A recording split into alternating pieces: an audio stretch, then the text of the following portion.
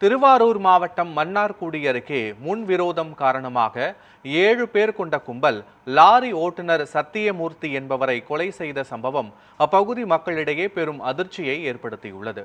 திருவாரூர் மாவட்டம் மன்னார்குடி அருகில் உள்ள அரவத்தூர் கிராமத்தை சேர்ந்த சத்தியமூர்த்தி சொந்தமாக லாரி வைத்து ஓட்டி வருகிறார்.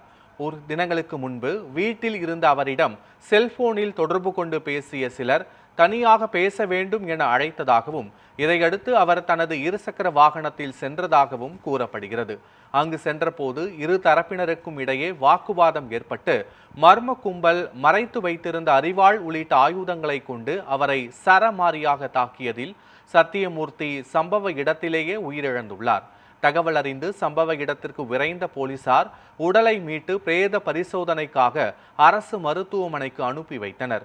இந்த சம்பவம் தொடர்பாக தனிப்படை அமைக்கப்பட்டு விசாரணை நடத்தப்பட்ட நிலையில் குற்றவாளிகள் திருவாரூர் அருகே பதுங்கியுள்ளதாக போலீசாருக்கு தகவல் கிடைத்தது.